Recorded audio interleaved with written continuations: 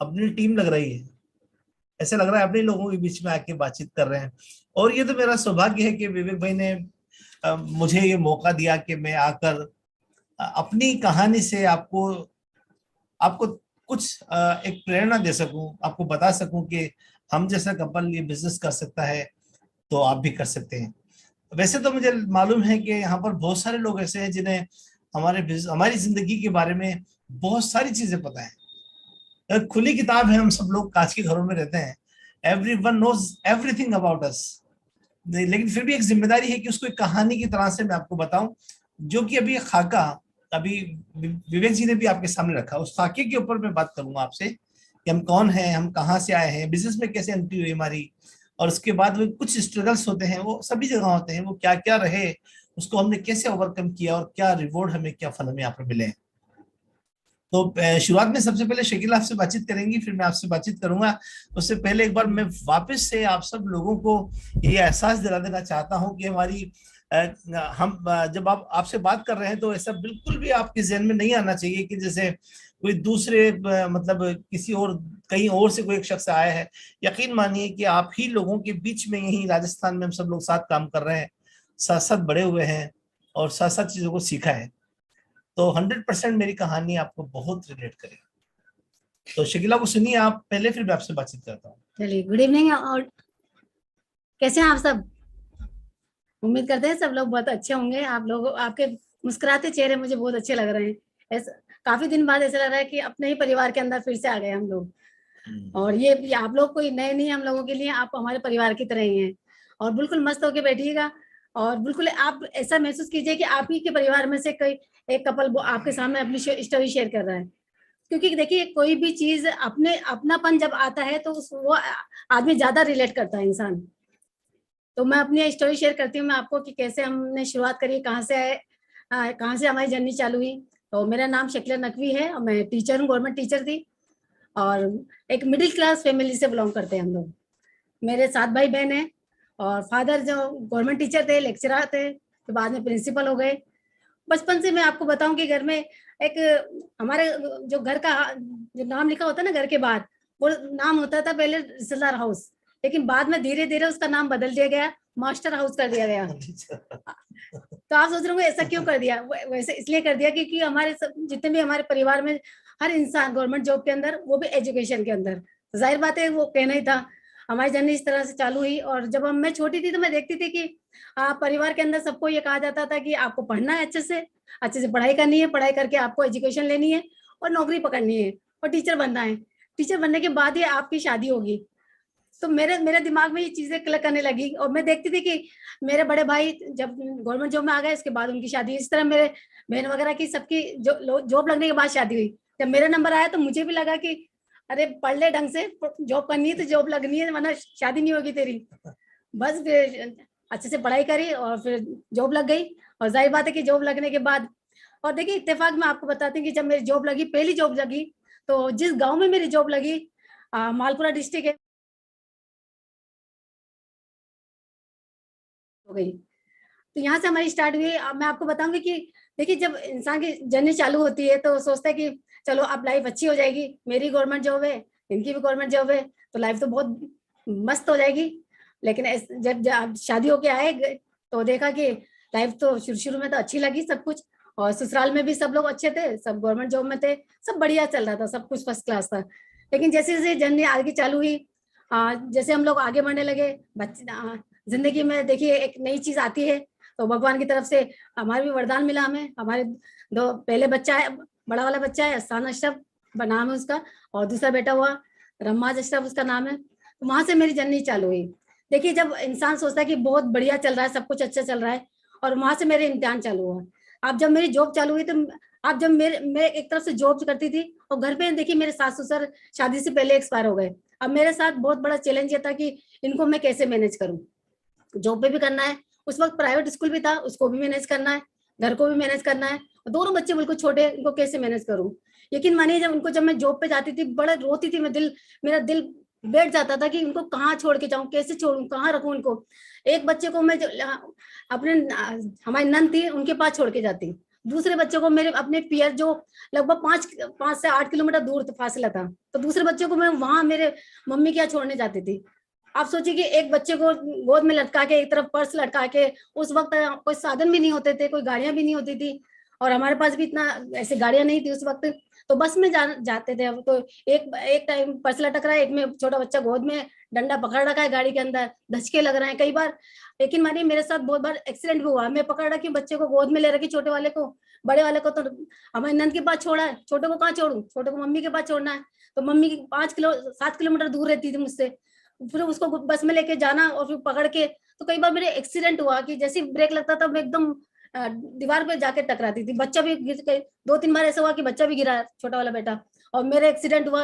आज भी मैं उसके तकलीफ होती है मुझे आज भी नाक से, क्योंकि मेरे वो नाक तो बिल्कुल सूज गई, कई बार खून भी निकला, ऐसी मतलब बड़ी तकलीफ होती थी। अब वापस रिटर्न भी करना होता है, ऐसा नहीं कि खाली छोड़ के चलो फ्री हो गए, अब शाम को वापस घर भी आना है, तो पहले छोटे को मम्मी के जाती पहले लेने के लिए, इसको बच्चे को छोटे को साथ में लेती, फिर बस में पकड़ती, फिर बस से पकड़ के मेरे नंद के पास जाती, फिर उस दूसरे वाले बच्चे को वहां से रिसीव करती, फिर वहां से उसको लेके आती, उसके बाद घर आती, घर आने के बाद फिर घर का सारा काम करना, घर का खाना भी बनाना, क्योंकि घर में कोई और दूसरा नहीं, हम दोनों दो छोटे बच्चे, करेगा तो कौन करेगा, खुद ही करना है, जो भी करना है खुद को ही करना है। तो उसके बाद घर का काम करते सारे, थक के चूर हो जाती थी, जिंदगी ऐसी जा रही थी, ऐसी हालत खराब होती थी, और सोचते थे कि चलो संडे का दिन आएगा तो चलो कुछ जिंदगी अच्छी हो जाएगी, थोड़ा सा रिलीफ मिलेगा। लेकिन देखिए वहां भी इत्तेफाक कि उस वक्त जब मेरी शादी हुई थी, ये ऑलरेडी बहुत सारी चीजों में इन्वॉल्व थे ऑलरेडी, ये गवर्नमेंट जॉब भी थी इनकी, वो भी गांव में थी इनकी भी, डेली अप डाउन करते थे, पूरा दिन तो वहां लग जाता था। एक प्राइवेट स्कूल भी था हमारा, तो उसको भी संभालते थे हम लोग, बचा कुचा टाइम वहां चला जाता था, कोचिंग थी, कोचिंग को संभालना, वहां सारा वक्त निकल जाता। परिवार के लिए तो बिल्कुल वक्त नहीं था इनके पास, जो भी करना था मुझे करना था, सारा काम मुझे ही करना था, घर भी संभालना है तो मुझे ही करना है, नौकरी करनी है, बच्चों को भी देखना है, सब कुछ बाहर, यहाँ तक कि बाहर का सारा काम भी मुझे ही करना है, कुछ घर में कुछ चीज खत्म हो गई तो मुझे ही लानी है। सोचिए एक छोटे बच्चों को लेके मार्केट में जा रही हूँ सामान लेने के लिए, घर का सामान लेने के लिए, दूध भी लाना है तो जाती थी मैं लेके, क्योंकि इतने बिजी रहते थे, रात को बहुत लेट, एमए से पहले की गजन नहीं बता रही हूँ मैं आपको।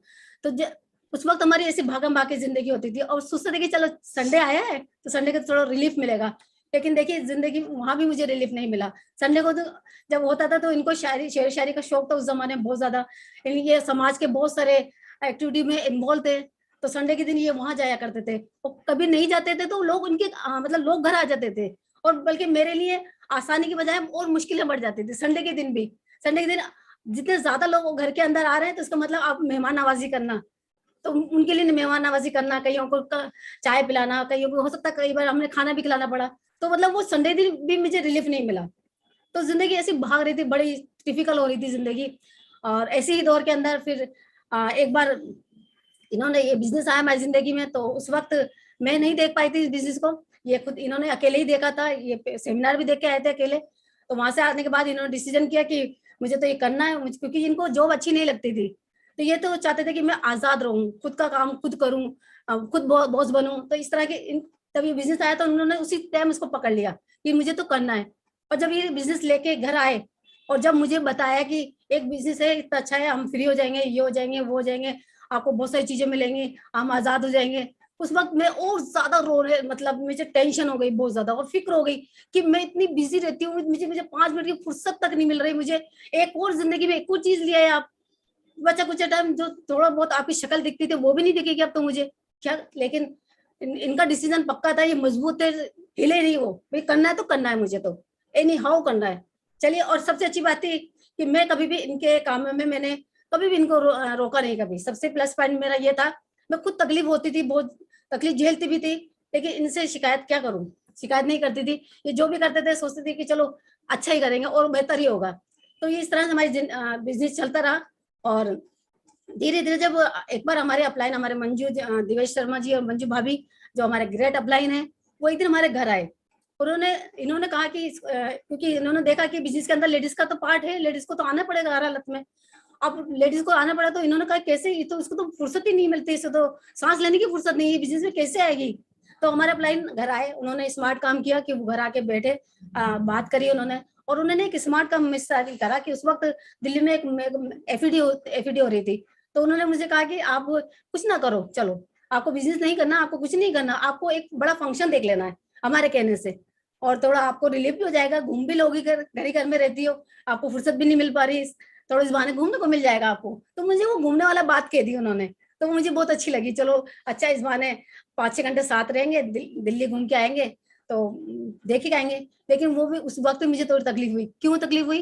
क्योंकि दोनों बच्चों को कहाँ छोड़ के जाऊं, दिल्ली तो जाना है लेकिन कहाँ छोड़ूं। बड़ी मुश्किल से हाथा जोड़ी करके माफी मांगे बच्चों को, नानी की छोड़ा, एक को वही हमारी नंद के बाद छोड़ा कि मुझे एक रात के लिए इनको रख लो, कि मुझे रात को लेट हो जाऊंगी, आप कैसे भी करके रख लो एक बार।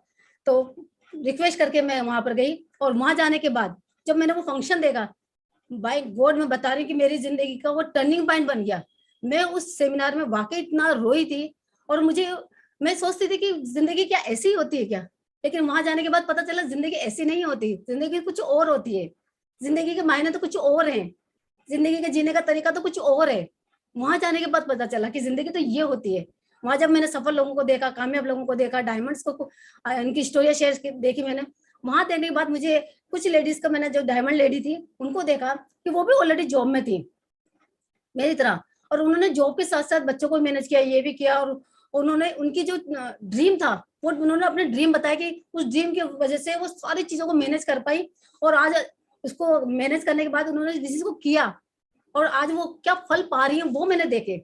वो चीज मुझे घर कर गई, और मुझे लगा कि शकीला तुझे भी तो, क्या तू ऐसी जिंदगी तो नहीं चाहती थी ना? मैं चाहती भी नहीं थी। मैं सबसे बड़ी जो मेरा ड्रीम था, मैं चाहती थी मुझे टाइम मिले, क्योंकि मैं टाइम से बहुत ज्यादा कंगाल हो चुकी थी। मुझे टाइम की सही बता रही हूँ, एक घंटा मुझे बहुत अच्छा मिल जाता था कहीं से, तो मुझे बहुत रिलीफ मिलता था। तो मैंने देखा कि अगर ये बिजनेस में अगर मैं इनके साथ इन्वॉल्व होती हूँ, उनकी मदद करती हूँ, उनके साथ मिलकर काम करती हूँ, और जो तकलीफ तो है ही, वो तकलीफ तो रहेगी। अगर मैंने ये बिजनेस नहीं किया तब भी ये तकलीफ तो रहेगी। अगर ये मैंने कर लिया, इनका साथ दे दिया, तो ये जिंदगी जो डायमंड्स लेडी बता रही है मुझे, इनकी जो मैंने घर देखे, उनकी गाड़ियां देखी है, उनकी लाइफस्टाइल देखी है, और जो उन्होंने किया, अगर मैं भी तो कर लूंगी ऐसा, कोई बात नहीं, थोड़ी सी तकलीफ और सही, थोड़ा दर्द और सही। तो वो चीज मैं लेके घर पे आई, और बस उस दिन के बाद मैंने डिसीजन किया कि अब मैं आपके साथ रहूंगी और आपका साथ दूंगी। आपको इस बिजनेस के अंदर मुझे टाइम फ्रीडम चाहिए, मुझे मनी फ्रीडम चाहिए। मैं टाइम से बहुत, मतलब मुझे टाइम का बहुत ज्यादा ड्रीम था मेरा कि मुझे टाइम मिल जाए। बस उस दिन का दिन था, मैंने डिसीजन किया इनके साथ काम से डिसीजन करने के बाद कि अब तकलीफ चालू है। देखिए इंसान कि जब कोई चीज सपना सामने आता है, उस सपने के लिए वो दौड़ता है, तो उसके साथ तकलीफें चालू हो जाती है, उसके साथ परेशानियां चालू हो जाती हैं, उसका इम्तिहान चालू हो जाता है। उसको वो कोई भी चीज इतनी सफलता से नहीं मिलती, इतनी आसानी से नहीं मिलती कोई भी चीज। आप इतने बड़े ड्रीम लेने जा रहे हो, आप फाइनेंशियली फ्री होने जा रहे हो, आप आजाद होने जा रहे हो, आपको फ्यूचर का आपको रिवॉर्ड मिलने वाला है, उसके लिए आपको कीमत तो चुकानी होगी। तो उसके बाद मुझे ये लगा कि अब मैं जब आने के बाद मुझे लगा कि मुझे कीमत तो चुकानी पड़ेगी। अब देखिए और ज्यादा मेरे साथ तकलीफ होने चली होगी। आपने देखा कि पहले कितनी तकलीफ थी, अब बिजनेस आने के बाद, अब शाम को जब मैं शाम को थकी मारी आती थी, जर्नी वही रही मेरी, वैसी ही चल रही थी जर्नी। बिजनेस में आने के बाद भी वही, बच्चों को इधर से उधर शिफ्ट करना, ये करना, लाना, शाम को थक के मारे आना। लेकिन जैसे मैं शाम को घर आती थी और मुझे वो सेमिनार की वो बातें, वो तस्वीरें, वो ड्रीम की चीजें, वो मुझे एकदम क्लिक करती थी, वो याद आने लग जाती थी, और मैं वापस से जल्दी से काम फ्री करके और तैयार होके इनके साथ प्लान दिखाने जाते थे हम लोग। तो मैं जाती थी। अब एक और तकलीफ चालू हुई। वो तकलीफ क्या थी कि स्कूल जाती थी, जॉब करती थी, तो रख लेते थे मेरी नंद भी है, मेरे घर वाले भी, लेकिन शाम को कौन रखेगा उनको?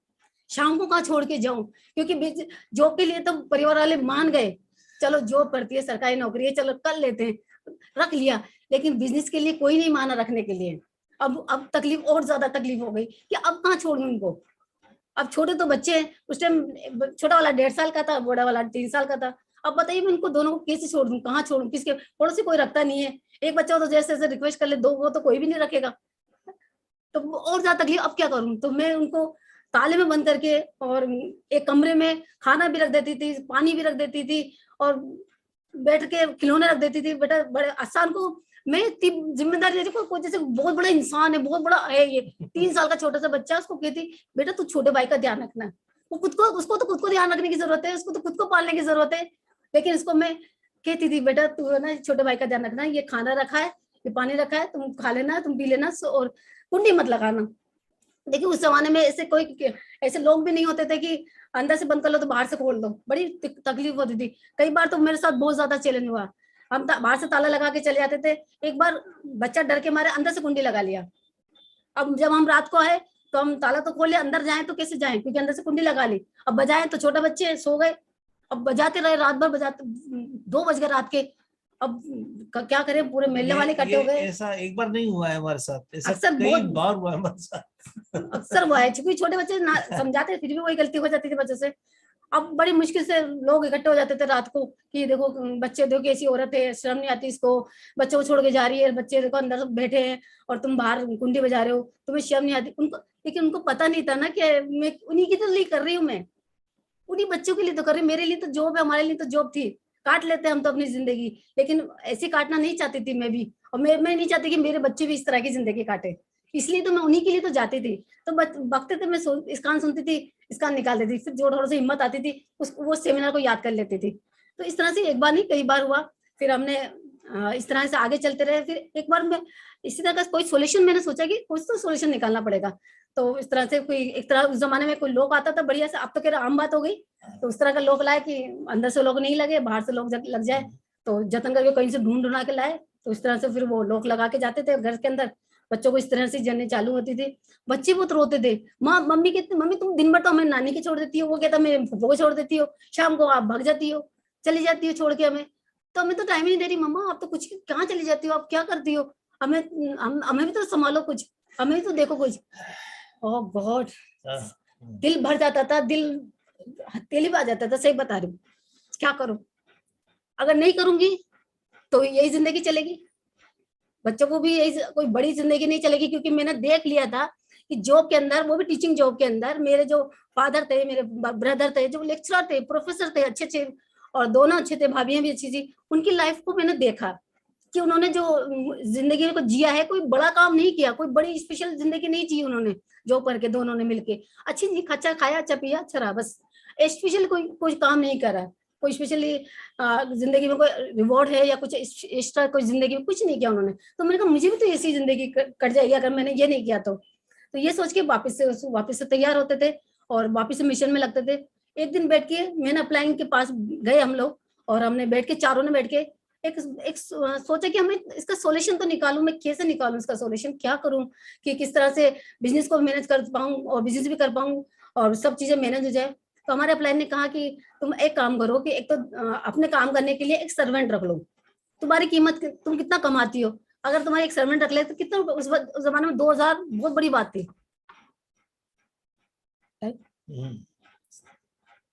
तो उन्होंने कहा कि सर्वेंट रख लीजिए आप, और सर्वेंट आपकी थोड़ी सी हेल्प कर देगी, और मैंने सर्वेंट रखा।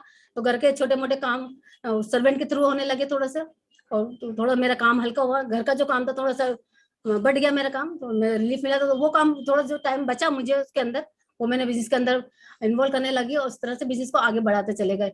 अब देखिए, आपने देखा कि इस तरह से जर्नी चालू होती है इंसान की, सबकी कुछ ना कुछ ऐसी परेशानी होती है जो जिंदगी में शुरुआत होती है, तकलीफें भी होती है, उसको फिर ओवरकम करता है इंसान। एक मैंने भी थोड़ा थोड़ा ओवरकम किया चीजों को। और मैंने फिर जो छुट्टियां मिलती थी, क्योंकि जॉब में छुट्टियां मिल जाती थी टीचर लाइन में, तो मैं पहले जो छुट्टी मिलती थी उसको मैं अपने लिए रखती थी।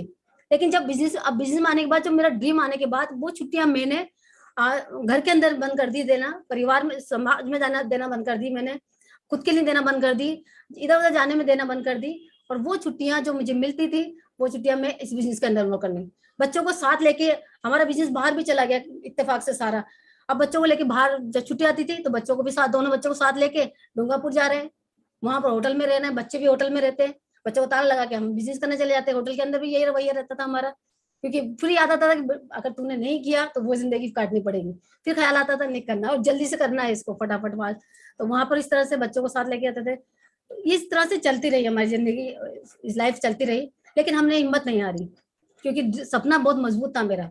मुझे फ्रीडम चाहिए थी, मुझे आजादी चाहिए थी, क्योंकि मैंने बहुत वक्त ऐसे ही गुजारा। मेरे बच्चों का टाइम मैंने बहुत जाया, मतलब खत्म हुआ था मेरे बच्चों का, बचपन में नहीं दे पाई थी ढंग से। मैं चाहती थी कि मैं जल्दी से फ्री हो जाऊं, सब चीजों से मैं फाइनेंशियली इतनी मजबूत हो जाऊं कि मैं फ्री हो सकूं और बच्चों को फुल टाइम दे सकूं, बच्चों के साथ रह सकूं, बच्चों के साथ एंजॉय कर सकूं और बच्चों के साथ घूम सकूं, फिर सकूं, जिंदगी का लुत्फ उठा सकूं। इस तरह से मेरे शुरुआत करी हमने। और देखिए कि अब आपको बता रही हूँ, देखिए चीजें, सब चीजें हुई, आपने देखा तकलीफ हुई, सब कुछ ही, लेकिन इसका जब जिस मकसद से मैंने जो चीजों को ओवरकम किया था, जिस जो तकलीफें मैंने झेली थी, उसका इनाम तो जब मिलना ही था ना। इनाम के लिए तो किया था मैंने, रिवॉर्ड के लिए तो किया था, फ्रीडम के लिए तो किया था सब चीजें। और उसी फ्रीडम की वजह से मुझे क्या क्या मिला, देखिए। आप सोचोगे इतनी तकलीफें बता रही हो आप, है ना।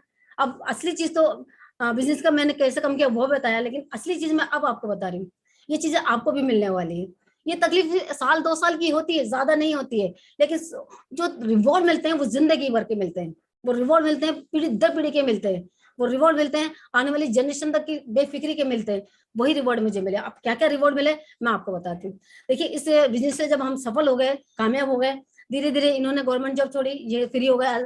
और उसके बाद जैसे जैसे हमने एक ड्रीम बनाया था कि एमरल्ड होने के बाद मैं जॉब छोड़ दूंगी, तो फिर एमरल्ड होने के बाद मैंने भी फ्रीडम, मैंने भी गवर्नमेंट जॉब छोड़ दी। और वो मेरा ड्रीम था, क्योंकि मैं चाहती थी फ्री होके मैं वो सारा टाइम बच्चों को दे पाऊँ, बच्चों के साथ रह पाऊँ। और उसका रिवॉर्ड ये मिला कि हम आज देखिए फाइनेंशियली मजबूत हैं, बहुत सॉलिड है। आज मेरे पास फुल टाइम, हम 24 घंटे साथ रहते हैं। बच्चे बच्चे मेरे दोनों बच्चे, हम साथ उठते हैं, साथ नाश्ता करते हैं, साथ लंच करते हैं, साथ डिनर करते हैं, साथ घूमने जाते हैं।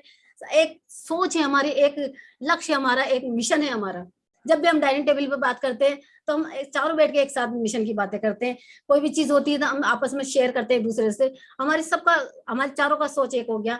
अब जिंदगी को जीने का मकसद बच्चों को भी अच्छा लगता है कि हम साथ रहते हैं। अभी मैं बताऊं कि मेरा बच्चा जो बड़ा वाला है वो इंजीनियर है, टॉपर है यूनिवर्सिटी का, उसने टॉप किया। और उसको रिवॉर्ड, उसको जॉब मिल रही थी अमेरिका में, 85-80 लाख के करीब उसका जॉब मिल रहा था स्टार्टिंग के अंदर। लेकिन वो नहीं गया। वो कहता था कि मम्मा, आपने बचपन में हमसे नहीं रह पाए ज्यादा, हम नहीं, मैं चाहता हूँ कि अब आगे की जिंदगी हम साथ रहें, हम आपके साथ रहें, आप हमारे साथ रहो। मैं इस बिजनेस को मैं अच्छे से करूंगा, आपके साथ मिलके करूंगा, और हम साथ रह के इस बिजनेस को बड़े मुकाम पर पहुंचाएंगे। और बच्चा भी इस बिजनेस में वहां नहीं गया, 80 लाख का पैकेज मिल रहा था उसको, उसने वो नहीं किया। वो इस बिजनेस को बिल्ड करता है हमारे साथ रह के, बहुत अच्छे मुकाम पे, अभी प्लेटिनम है, फाउंडर प्लेटिनम की तैयारी चल रही है उसकी। अच्छा, अच्छे रिवॉर्ड है उसके, अच्छे। साथ मिलके हम लोग बिजनेस को बिल्ड कर रहे हैं। और रिवॉर्ड देखिए कि आज हम पूरी दुनिया घूमते हैं। मैं एक टीचर थी तो पढ़ाती थी खाली बच्चों को कि ये स्विट्जरलैंड है, पेरिस है, ऑस्ट्रेलिया ऐसे है, ये वहाँ ये। आज हम पूरी दुनिया घूम के आए, बहुत सी कंट्रियां जिसके तो हमें नाम भी याद नहीं है, इतनी जगह हम घूम के आए। इसी इसी बिजनेस से हुआ, ये सिर्फ इसी बिजनेस से मुझे मिला। आज पैसा है, आज फ्रीडम है, आज मैं फ्री हो गई। आज कल की फिक्र नहीं है मुझे, मेरे बच्चों का फ्यूचर की मुझे फिक्र नहीं है, क्योंकि आज हमने बिजनेस इतना बड़ा मुकाम पे पहुंच गया हमारा। क्योंकि वो 1 डेढ़ 2 साल की जो मेहनत थी वो आज हमारे रंग लेके आ रही है। ये कोई भी चीज को जमने में, सफल होने में एक बार मेहनत करनी पड़ती है। एक बार 1 साल 2 साल ढंग से, एक बार ताबड़तोड़ तरीके से मिशन के साथ काम कर लेते हैं, तो आपके जो जो सपने आपने जो संजोए रख रखे वो सब आपको मिलने वाले हैं, 100% मिलेंगे, जैसा कि मुझे मिले। आज वो लाइफ आप भी जी सकते हो, आपको भी मिल सकती है। और कैसे करना वो अगले टाइप में बताएंगे। Thank you. वाह, ग्रेट। एक्चुअली बीच में मैंने इनको कुछ दिखा दिया, समय का अभाव और कुछ वरना कुछ कुछ चीजें जो इन्होंने छोड़ दी हैं वो और ऐसी थी जो आपके साथ शेयर करना जरूरी था इनको। समय का अभाव तो रहेगा थोड़ा सा और मैं थोड़ा सा अपने बारे में बताता हूँ। बचपन से ही ईश्वर की कृपा से होशियार थे, पढ़ने में बहुत टॉपर्स रहे क्लास में हमेशा। सपना था इंजीनियर बनेंगे। और चूंकि खानदान में कुछ लोगों को देखा था जो इंजीनियर थे और उनका अच्छा रेस्पेक्ट था मेरी फैमिली में। जो अच्छा होशियार होता था फैमिली में पढ़ने वाला तो उसको मैथमेटिक्स दिलाते थे, वो इंजीनियरिंग करता था। पहले वो एग्जाम होता था यहाँ पर राजस्थान में, पीईटी का एग्जाम होता था। तो जिसने पीटी एग्जाम पास कर लिया उसकी तो बल्ले बल्ले, पूरे खानदान में सबसे ज्यादा उसको सर पे बिठाया जाता था। तो सपना बचपन से हो गया था और खूब हमने मेहनत की, मैथमेटिक्स में थोड़ा सा महारत हासिल की, टॉप रहे क्लास के अंदर। और कुछ हालात ऐसे बने कि इंजीनियर नहीं बन पाए, तो एक टीचर बन गए गवर्नमेंट के अंदर, सरकारी टीचर बन गए। तो वो सब ईश्वर की तरफ से था। जब वो जिस रात में अपने इंजीनियरिंग कॉलेज का, जब इंजीनियरिंग का मेरे एग्जाम देने के बाद में फॉर्म नहीं भर पा रहा, पैसे जमा नहीं कर पा रहा था, वापस लौट रहा था ना, वो जर्नी मेरी सबसे अंधेरी जर्नी थी मेरे लिए। मुझे लगता था कि अब मैं जिंदगी में क्या करूंगा, मेरे लिए कुछ भी नहीं है अब।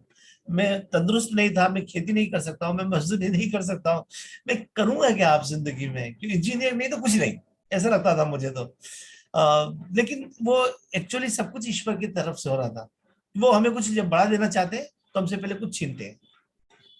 वो जो छीना ना, तो अंदर कुछ जो चीज पैदा हुई, बाद में पता चला उस चीज का नाम था एम्बिशन, उस चीज का नाम था महत्वाकांक्षा, जिंदगी में कुछ बड़ा करने की तमन्ना। वो तमन्ना सारी जिंदगी मेरे साथ रही, एक उजाले की तरह, एक रोशनी की तरह। उस एम्बिशन ने मुझे जिंदगी में हर कदम मुझे आगे बढ़ने के लिए प्रेरणा दी। वो कब मिली थी? जब मुझसे वो इंजीनियरिंग छूट गई, और उसी ने मुझे बनाया। तो मैं, मेरी जॉब लगी सबसे पहले मेरे होम टाउन मालपुरा में, जहां भी शकीला बता रही थी, ये मुझे मिल गई थी वहां पर। और रोज शाम को जाके अपने माँ के हाथ का खाना खा लेना, ये एक सुख था मतलब। लेकिन मैंने उस सुख को त्यागा। व्हेन आई वाज ओनली 21 या 22 इयर्स ओल्ड, और मैंने रिजाइन किया नौकरी को, क्योंकि मुझे लगा कि यहाँ पर रहूंगा तो मैं जिंदगी में कुछ बड़ा नहीं कर पाऊंगा, ये नौकरी मेरी तकदीर बनकर रह जाएगी। और मैं वहां से रिजाइन करके जयपुर आ गया। मेरी माँ ने अपने सर पर हाथ रखकर मुझे कसम दिलाई कि जयपुर तो चला जाए, लेकिन एक बार नौकरी जयपुर में भी करना। तो माँ की जिद पर मैंने दोबारा जयपुर में फिर वापस गवर्नमेंट में अप्लाई किया, जयपुर में मेरी जॉब लग गई और मैंने सरकारी नौकरी की। और जो मेरी तमन्ना थी फिर मैं वो करने लगा। अब हम क्या कर सकते थे? जिस सब्जेक्ट में हमें महारत थी, हमने कोचिंग चलाना चालू किया, फिर एक स्कूल चलाया, और एक स्कूल और कोचिंग के अंदर हमारा नाम हमारे इलाके के अंदर होने लगा। और धीरे धीरे इतना मतलब बहुत प्रोग्रेसिव, बहुत बड़ा नहीं था, प्रोग्रेस हो रही थी उसकी। और जब मैं एमबीए में आया था, मैं बता रहा हूँ, सब मेरे पास लगभग 35 एक फैकल्टी एट ए टाइम रहा करते थे, स्कूल और कोचिंग दोनों में मिलाकर। इसका मतलब ठीक ठाक कोचिंग और स्कूल था मेरा। और उसी वक्त मेरे कोचिंग के अंदर ये बिजनेस अपॉर्चुनिटी प्लान दिखाया जा रहा था। तो संडे का दिन था, वो मुझे लगा कि मेरे स्कूल की जब चाबी मेरे भांजे ने ली, मुझे लगा कुछ ऐसी कोई स्कीम नहीं हो, कहीं मेरा स्कूल बदनाम नहीं जाए, क्योंकि स्कूल को मैंने खून से सींचा था, कोचिंग को मैंने खून से सींचा था। उससे मुझे बहुत मोहब्बत थी। उसको बचाने के लिए कि कुछ ऐसा गलत नहीं हो वहां पर, मैं वहां पर इसलिए चला गया था। देवेश शर्मा वहां प्लान दिखा रहे थे, और 30-35 लोग थे वहां, सारे के सारे लोग बड़े अच्छे माहौल में बैठे थे, बड़ा पॉजिटिव माहौल था। 4-5 लोग टाई वाई लगाकर आए थे, घर के बाहर 3-4 गाड़ियां खड़ी थी। उस जमाने में कारें नहीं होती थी लोगों के पास। ये कमाल है, कुछ बड़ी चीज है इसका मतलब। हम पीछे पीछे जाकर बैठ गए, और जाकर मुझे लगा कि कोई टोपी पहनाएंगे, बड़ी टोपी पहनाने वाला है शायद। और मैंने सारी मीटिंग का जो पॉजिटिव माहौल था उसको मैंने सारा खराब कर दिया, दरहम बरहम कर दिया। और वो जितने लोग वहां पर बैठे थे, इत्तेफाक से सब मेरा रेस्पेक्ट करते थे। उन्हें लगा कि वसीम भाई को, वसीम सर को समझ में नहीं आया तो इसका मतलब गलत चीज होगी, और वो सारे के सारे लोग नेगेटिव होकर चले गए। लेकिन वहां पर बार बार चीज का प्रमोशन किया जा रहा था। जयपुर में पहला एक सेमिनार था, जब भी हम डिजिटल देख रहे थे, फिजिकल सेमिनार था सुमित बहादुर जी का। और वहां पर बिरला ऑडिटोरियम पे, बिरला ऑडिटोरियम का नाम था। मैं वहां पर, मैं भी अपने सोसाइटी के प्रोग्राम कर चुका था, जैसे शकीला बता रही, मैं बहुत सारे सोशल एक्टिविटीज में था। रविंद्र मंच जयपुर में, यहाँ पर एक कालारीपुर संस्था थी, उसका मैं पैट्रन था।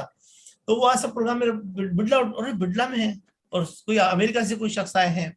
तो मैं संडे को, वो जितने लोग वहां पर बैठे थे उनमें से कोई नहीं पहुंचा, हम पहुंच गए वहां पर। और उससे बुरा सेमिनार आज तक कभी नहीं हुआ है, जहां पर सुमित बहादुर जी के आने से पहले जो स्टेज पर स्पीकर की ऑडियंस हुटिंग कर रही हो। मैंने एमबी में कभी तब बुरा माहौल नहीं देखा। ऑडियंस हुटिंग कर रही थी उनकी। कोई एक लेडी थी, फरजाना एडम, तो उनकी ऑडियंस मतलब पूरी की सारे लोग मिलकर उसको, उनकी हुटिंग कर रहे थे। लेकिन मुझे तो वो सुमित बहादुर बार बार लोग बोल रहे थे ना, उन्हीं को सुनना था। आईआईटीएन है, गोल्ड मेडलिस्ट है। मैंने आईआईटी का 2 बार एग्जाम दिया था, हम दोनों बार फेल हुए थे। तो हमें अहमियत पता थी आईआईटी की क्या होती है। तो उनको देखने के लिए बैठे थे हम वहां पे, और उनको जब देखा, उनको जब सुना, अभी ऐसा मेरे कहने से नहीं होगा ऐसा। एक बिल्कुल एक ऐसा एब्रप्ट से इंसान, एक बिल्कुल उल जुलूल सा आदमी, जो अपने अलावा किसी की नहीं सुनता हो, वो इंसान एक इंसान को खाली ऐसे देख ले, सुन ले और एकदम बदल जाए, ऐसा नहीं होता ना। लेकिन वहां कुछ ऐसी चीजें हुई होंगी शायद, कि मुझे लगा कि शायद इसी का इंतजार था मुझे। उस माहौल में कितना नेगेटिव था, वो हुटिंग वगैरह मेरे कुछ समझ में नहीं आ रहा था मुझे। सिर्फ वो जो भगवान मुझे समझाना चाह रहे थे, मुझे वो समझ में आया, कुछ वो उसके अलावा कुछ समझ में नहीं आया। मैं तो अक्सर इसके लिए बोलता भी हूँ कि खुदा मेहरबान तो गधा भी पहलवान। खुदा हम पर मेहरबान थे कि मुझे यहाँ पर लाना चाहते थे, या वो मेरा एम्बिशन जिसको मैं चेस कर रहा था, वो रोशनी जिसको मैं चेस कर रहा था, जिंदगी में कुछ बड़ा करना है। मुझे कुछ वहां बड़ा दिख गया होगा शायद, मुझे अभी भी नहीं समझ पाया था क्या दिख गया था उस दिन मुझे, और हमने इस बिजनेस को करना चाहा।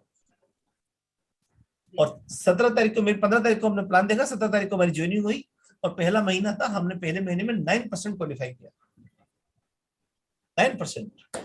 और वो 9% कैसे हो गया? साख थी लोगों को, जिसको बोला उसने 10,000 अपनी हाल की दे दी, ज्वाइनिंग हो गई, सब काम हो गया। उस टाइम इस तरह से किट आता था, कुछ प्रोडक्ट लेने पड़ते थे, 9% हो गया। उसके अगले ही महीने मेरी मदर, फादर तो एक्सपायर हो चुके थे, मदर भी बीमार हो गई और हॉस्पिटलाइज हो गई। मुझे अपनी माँ से बड़ा लगाव था, मैं सब कुछ छोड़कर मैं अपनी माँ से मिलने के लिए मेरे होम टाउन चला गया, और पूरा मेरा महीना, अगला महीना अक्टूबर का महीना था, वहीं रहा मैं, मेरी माँ के साथ रहा। तो जो बिजनेस हमने पैदा किया था, जो 10 लोग ज्वाइन कराए थे, वो तो सब बैठ गए, बिजनेस खत्म हो गया। अगले महीने 0%, या कुछ थोड़ा बहुत हुआ होगा, मुझे नहीं पता है। और जब मदर का देहांत हुआ तो उसके अगले महीने नवंबर में भी हम 5-7 दिन वहां रहे। नवंबर में बिजनेस को वापस खड़ा किया, और अगेन एक बार दोबारा 9% क्वालिफाई किया। पुराने लोगों की जिंदगी किया, कुछ नए लोग पैदा किए, और इस बिजनेस को हमने और सख्ती से, शिद्दत से सीखना चालू किया। कुछ हमारे जो सीनियर्स थे उनकी संगत में आने लगे। और इस दौरान क्या हुआ कि मेरे और मेरे अभी एक्टिव मेरे जो अपलाइन है, देवेश और मंजू शर्मा, उनके बीच में 10-12 लोग हुआ करते थे। उन्होंने एक एक करके बिजनेस छोड़ना चालू कर दिया। और जिसने वो मीटिंग रखी थी, वो मेरा स्टूडेंट था, उसने तो मेरे घर पर आकर मुझे बोला, सर अपन तो फंस गए। उस टाइम वो किट वापस होता था, पैसा वापस मिल जाता था, मनी पे गारंटी तो एमपी में है ही ना। तो मैंने बोला किट वापस लो, घर जाओ अपने, क्या दिक्कत है। और कुछ ही दिनों के अंदर दूसरा चला गया, तीसरा चला गया, फिर देवेश शर्मा बचे हमारे बीच में। लेकिन हमने अपना काम जारी रखा शिद्दत के साथ, और 11 महीने, 11.5 महीने लगे, हमने ब्रांड न्यू सिल्वर क्वालिफाई किया। और सिल्वर जाने के बाद देवेश मंजू शर्मा ने मेरी पहली फर्स्ट काउंसलिंग हुई मेरी, लेकिन गोल्ड के बाद मेरी पहली काउंसलिंग हुई। सिल्वर के बाद तो एक बहुत अच्छा हादसा हमारे साथ हुआ कि हमारे अपलाइन में उस टाइम एक सफाई क्वालिफिकेशन में थे, बड़ा पिन था उनका, फाउंडर प्लेटम थे, उन्होंने एमबी से छोड़ दिया और एमबी ऑफिस के नीचे अपना खुद का ऑफिस खोल दिया। मैं आपको ये चीज जरूर बताऊंगा, बहुत इंपॉर्टेंट है। एमबी ऑफिस के नीचे खोल दिया और बोला हम एमबी से भी अच्छे हैं, एमबी की सारी कमियां मैं पहचान चुका हूँ, उनको दुरुस्त करके बड़ा बड़ा कंसेप्ट आपके लिए लेकर आया, गैलेक्सी।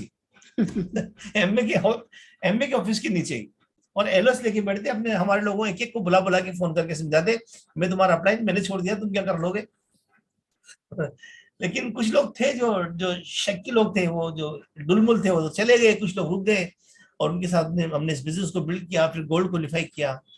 और जिस महीने में गोल्ड गया था, उसी महीने जयपुर के अंदर जो एक बहुत बड़े लीडर थे, उन्होंने मेरे कंधे पे हाथ रख के मुझसे बोला कि वसीम जी, ये कैसा धमाका होगा कि आसमान फट जाएगा, आसमान मतलब धरती हिल जाएगी। तो मैंने समझा कुछ शायद अच्छी बात बता रहे होंगे ये, और उसके अगले दिन पता चला कि वो सिस्टम खत्म।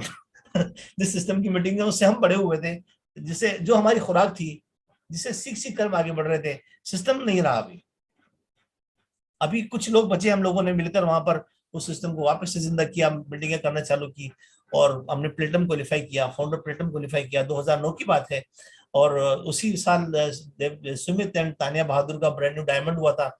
हमने माउंट आबू के अंदर एक प्रोग्राम किया, मैंने डिजाइन किया था, फिर बाद में हमारे अप्लाइन, फिर बहुत सारे लोगों ने उसके अंदर मेरा सपोर्ट किया, और सुमित बहादुर का हमने वहां पर डायमंड रिकग्निशन किया। पंकज नमिता टिटोरिया जी वहां पर आए थे, और उनके कुछ लोग भी वहां पर आए थे। हमने बहुत वहां पर बहुत मतलब हासिल किया, बहुत कुछ सीखा 2 दिन उन लोगों के साथ रहकर। सुमित एंड तानिया बहादुर के साथ 2 दिन आप रहेंगे, पंकज अमिता टिटोरिया के साथ आप 2 दिन रहेंगे, तो क्या मतलब ऐसी क्या सूरत होगी कि आप आगे नहीं बढ़ेंगे। आप उस दिन मुझे हमें हमारा एमबी में नया जन्म हुआ माउंट आबू के बाद, और उसके बाद हमने इस बिजनेस को बहुत अच्छे तरीके से करना चालू किया।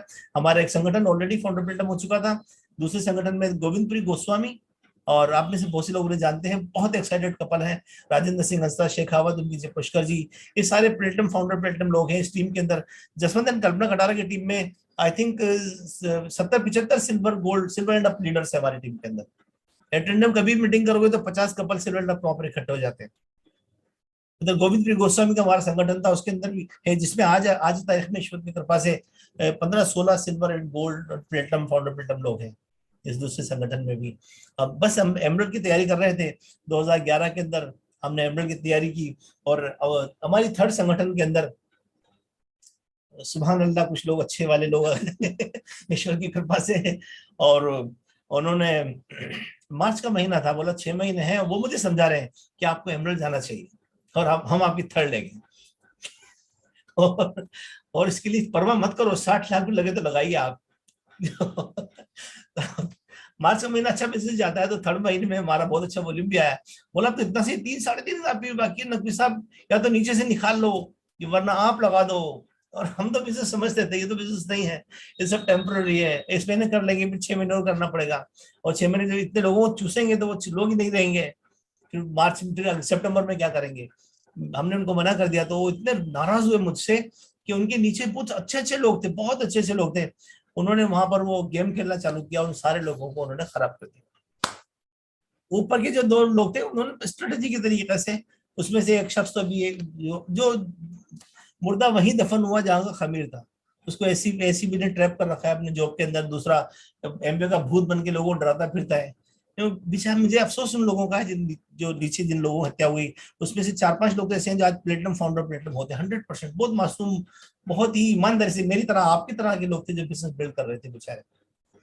लेकिन कोई फर्क नहीं पड़ता, हमें तो पता था कि हम तो बहुत लंबी रेस का घोड़ा है, इससे क्या फर्क पड़ने वाला है। हालांकि उन्होंने हमारी चौथी लीग भी खराब कर दी, लेकिन हमने और बिजनेस आगे बिल्ड किया, और आगे जाकर हमारे बच्चे बड़े हो रहे थे जो हमें देख रहे थे इस बिजनेस में आगे बढ़ते हुए, उनके हीरो हम थे।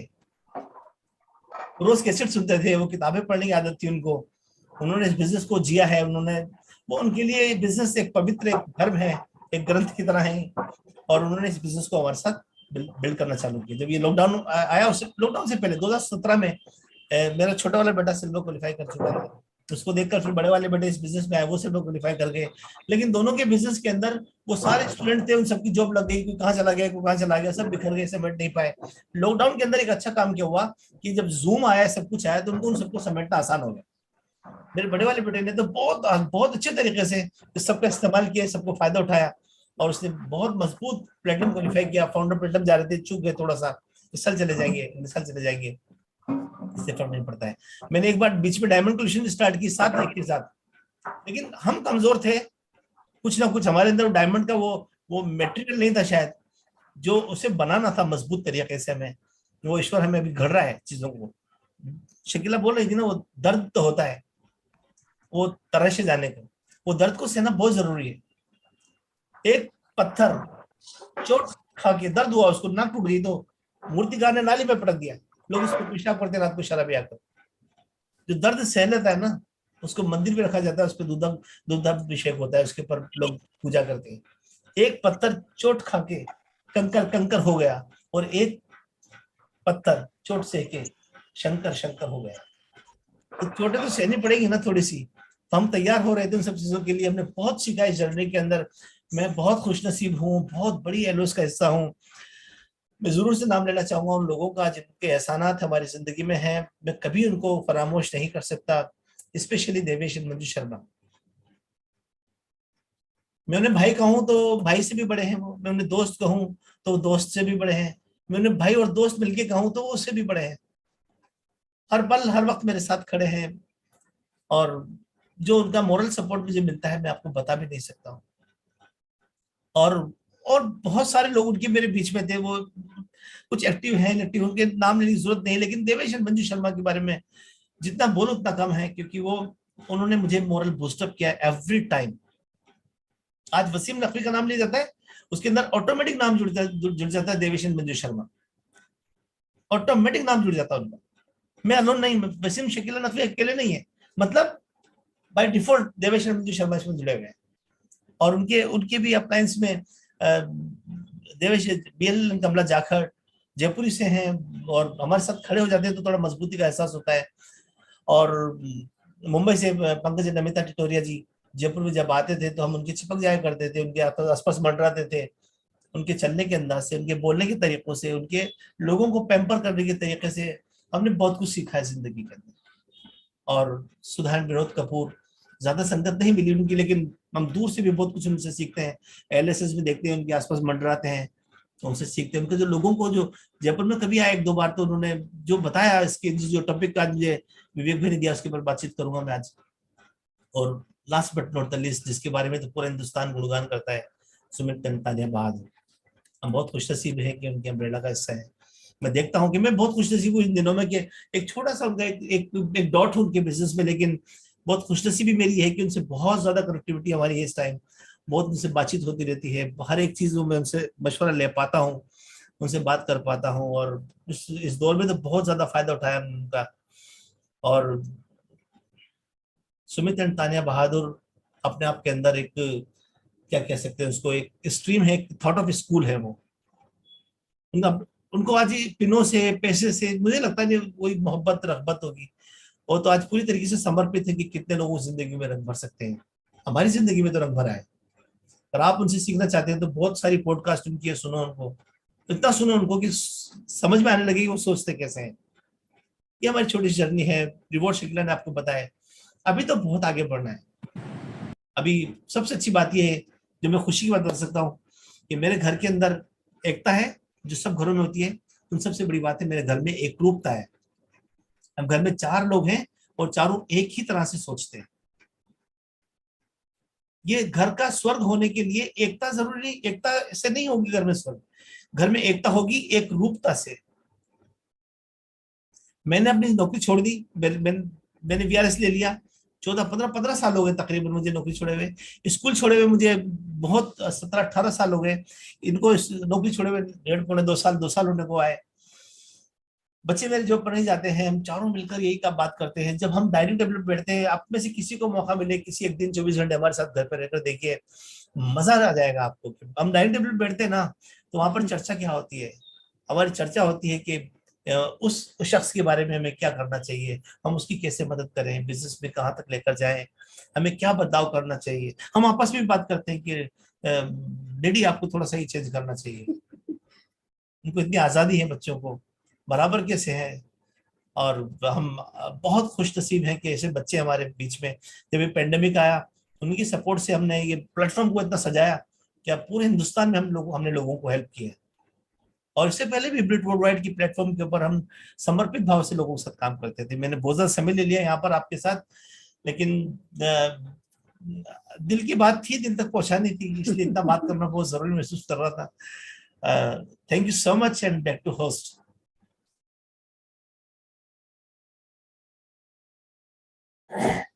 अभी थोड़ी देर पहले आपने हमारी कहानी सुनी, और वो 100% की सच्ची कहानी है। और जो लोग हमारे आसपास रहते हैं उन्हें मालूम है ये सब कुछ हम जी कर आए हैं। और अभी तो कुछ देखिए आप, थोड़ा सा मैं वापस पीछे जाता हूँ। जितनी कहानी हम सुना सकते थे ना, उतनी ही कहानी सुनाई है आपको। क्योंकि अभी मैं एक चीज जानता हूँ कि आपके सफलता के लेवल के हिसाब की चुनौतियां ये बता सकते हैं आप। आप, अगर मैं एमरल्ड नहीं होता तो मैं शायद इतनी भी कहानी नहीं सुनाता आप। तो अभी मैंने एमरल्ड जितनी सुनाई है, डायमंड जाके फिर पूरी कहानी और ढंग से सुनाई जाएगी। क्यों? मैं इस बात को इस तरह से जानता हूं कि जब आप सफल नहीं होते हैं और अपनी चुनौतियों के बारे में बात करते हैं, तो आप दया के पात्र होते हैं। और जब आप सफल होकर अपनी चुनौतियों के बारे में बात करते हैं, तो आप प्रेरणा का स्रोत होते हैं। चीज वही होती है, चुनौतियां सेम होती हैं, सुनाने वाला कौन है उस पर डिपेंड करता है। अभी मैं और भी कहानी सुना सकता था, सुनाता आपको, डायमंड नहीं होकर सुनाता तो मैं भी आपके लिए भी मैं दया का पात्र हो सकता था। अरे यार, यूं वाला, ओहो। लेकिन जो कहानी जितनी जिस लेवल की थी, मैंने आपको यहाँ पर मैंने शिगला ने आपसे शेयर की है। मुझे अभी विवेक भाई ने मतलब बताया कि मुझे आपके साथ किस मतलब क्या बात करनी है। मैंने इनसे पूछा बार बार, तो कुरेद रहा था मुझे बात क्या करनी है, बुला तो रहे हो। तो ये बोले थे कि आपको दिल में आए जो बात करो। मैंने आज सख्ती से बोला भाई मुझे बताओ तो क्या बात करनी है। तो उन्होंने बोला कि आपको याद है एक बार मैं जयपुर में आया था, मैंने बोर्ड के ऊपर एक वो लिखा था, एक वो लिखा था, एक formula, need into faith into consistent effort बराबर सक्सेस। हाँ मुझे याद है। तो आपको वही बात करनी है।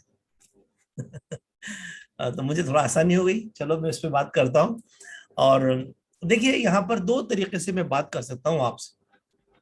एक तो इस तरह से बात कर सकता हूँ कि मैं आपको प्रभावित कर दूं कि वाह क्या नॉलेज है मुझे कितना आता है, और यकीन मानिए वो है मेरे पास मटेरियल, मैं आपको प्रभावित कर सकता हूँ। आप उठकर जब यहाँ से जाएंगे ना तो बोलेंगे यार क्या बात की सर ने, है लिटरली सच में। मतलब मैं एक मतलब तारीफ नहीं कर रहा हूं, मैं बता रहा हूँ ईश्वर की कृपा से ये बिजनेस में आने के बाद ये सीखा हमने कि पढ़ना होता है। तो हमने जो किताबें हमें दी जाती थी वो भी पढ़ते थे, उसके बाद हम क्या और अच्छा पढ़ते थे। तो मैं मैंने धर्म ग्रंथ भी पढ़े। मैंने ओल्ड टेस्टामेंट पढ़ा, सबसे पहले मैंने ओल्ड टेस्टामेंट पढ़ा जो झूठ की किताब है। फिर मैंने बाइबल पढ़ा, मैंने फिर गीता पढ़ा, मैंने कुरान को मैं सेवरल टाइम पढ़ चुका हूँ, कितनी बार पढ़ चुका हूँ। और इन सबको जब भी पढ़ते हैं हर बार कुछ नया सीखने को मिलता है। तो मैं आपको 100% प्रभावित कर सकता हूँ, नहीं उससे आपको मिलेगा क्या? कुछ ऐसी बात करें जिससे जो जो करना बहुत जरूरी है, जिसकी किए बगैर एमबीए के संसार में सफलता थोड़ी सी मुश्किल हो सकती है। तो मुझे बहुत सही बातचीत करने के लिए बातचीत की विवेक भाई ने। तो मुझे लगता है कि मैं जिम्मेदारी निभा पाऊंगा और हक अदा कर पाऊंगा अपनी सब्जेक्ट के ऊपर। सफलता का फॉर्मूला बिल्कुल सटीक है, need into faith into consistent effort बराबर सक्सेस। अच्छा, इन तीनों में से कोई एक भी जीरो हो तो zero multiplied by everything zero. आपके पास फेथ बहुत है लेकिन नीड ही नहीं है आपको किसी चीज को करने की, तो सक्सेस का पैमाना क्या होगा? शून्य होगा। कि आपके पास नीड भी है, आपके पास फेथ भी है, लेकिन आप कंसिस्टेंट एफर्ट नहीं करते तो भी शून्य है। यानी इन तीनों का मतलब कुछ कुछ तो होना जरूरी है। 1%, 2% कुछ तो होना जरूरी है। तो सबसे पहले बात करते हैं नीड की। दोस्तों यहाँ पर मैंने जैसे आपको बताया कि अभिलाषा अभिलाषा, अभी जो विवेक भाई ने एकदम बात की थी बहुत बढ़िया, अभिलाषा एंड विश्वास। तो यहाँ पर यह मैं बात कर रहा हूं आपसे, अभिलाषा गुणा विश्वास गुणा कंसिस्टेंट एफर्ट बराबर सक्सेस। तो एक कोठारी कपल का तो सफल होना निश्चित हो गया, डन हो गया। तो नाम से हो रहा है नीड। मैंने भी बातचीत की थी आपसे पहले वाले सेशन में कि एक रोशनी थी जिसको मैं चेस कर रहा था, उसका नाम था महत्वाकांक्षा, एम्बिशन।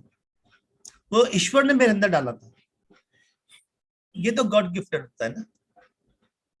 लेकिन आप मतलब अगर आपके पास कोई चाहत नहीं है, आप किसी भी काम को क्यों करें? आप अपनी जिंदगी का फलसफा उठाकर देख लिए, आज तक आपने जो कुछ भी काम किए वो किसी चाहत का परिणाम थे। वो काम, वरना नहीं होगा। Future belongs to those who believe in the beauty of their dreams. ये जिंदगी उसी की है जो किसी का हो गया और प्यार ही में खो गया। अगर आपके पास वो किसी नहीं है तो जिंदगी की खूबसूरती आपके पास नहीं है। एक बेहद खूबसूरत जिंदगी तब बनती है आपके पास जब आपके पास कोई चाहत होती है। और चाहत भी कैसी होनी चाहिए? हमारी अपलाइन सुधा जी बताती हैं कि मीरा की जैसी, सबरी की जैसी।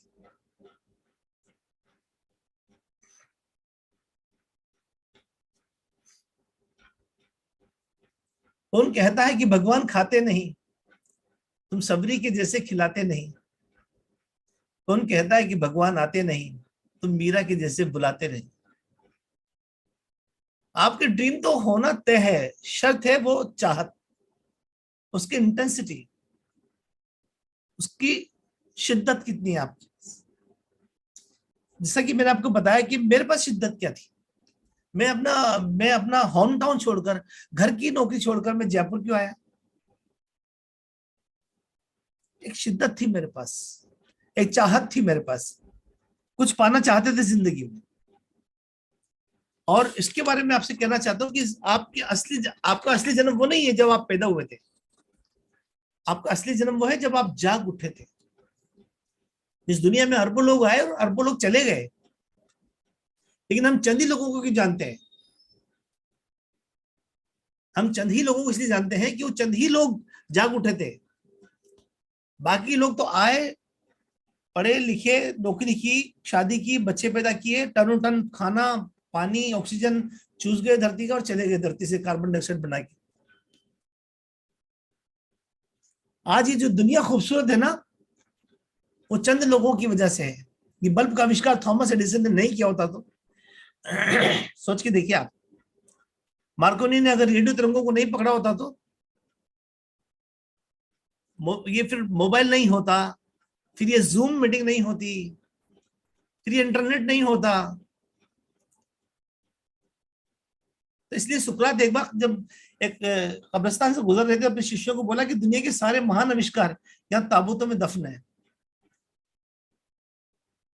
उनमें से कोई एक इंसान भी ऐसा जो वो जाग उठता ना, तो कुछ एक और नई कृति, नई एक और नया सर्जन इस धरती पर होता।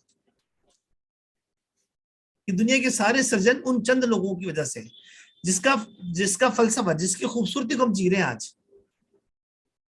इसलिए ईश्वर इस धरती के ऊपर खुद आके पेड़ नहीं लगाते हैं, वो किसी इंसान के जहन में डालते हैं एक नीड, एक चाहत, एक एम्बिशन, एक सपना, एक सोच कि तुम्हें ये करना है। वो इंसान अगर उस चीज को रोक ले, उसको खुराक दे, खाद पानी दे उसको विश्वासों का, और उसके ऊपर कंसिस्टेंट एफर्ट करे, तो वो चीज का सृजन होगा धरती पर और आने वाली नस्लें उससे फायदा उठाएंगी। और इंसान अगर उस चीज को रोकेगा नहीं, कंसीव नहीं करेगा, उस पर बिलीव नहीं करेगा, उस पर एफर्ट्स नहीं करेगा, तो उस चीज का सृजन नहीं होगा। इस दुनिया को बनाने में ईश्वर का यही एक तरीका है शायद। सोच के देखिए, रिच डेवल्स और जेवन एंडल अगर ये कंसेप्ट को नहीं इजाद करते तो क्या होता। मैं भी स्कूल के अंदर बेंजामिन एल्डिहाइड कीटोन पढ़ा रहा था, ऑर्गेनिक केमिस्ट्री तो एग्जैक्ट इसी टाइम पढ़ा रहा होता मैं किसी एक बैच को, जिंदा रहता तो, क्योंकि इतना टफ जीते थे तो शायद इतना हो भी नहीं सकता था। और मैं तो बोलता हूं अक्सर इस बारे में कि ये your vision and your dreams, जो कुछ भी आपके, cherish your vision and your dreams as they are children of your soul. आपके शरीर के बच्चों की आप जैसे परवरिश करते हैं ना, आपको अपनी महत्वाकांक्षाओं की परवरिश वैसे ही करनी चाहिए, क्योंकि वो ईश्वर का वो आत्मा का बच्चा है आपका। जिस तरह से माँ बच्चे को कंसीव करती है ना, वैसे ही आपको ईश्वर जब विचार देता है तो आपको उस विचार को कंसीव करना पड़ता है। तो एक बच्चे का जन्म होता है, वो एक विचार का जन्म होता है।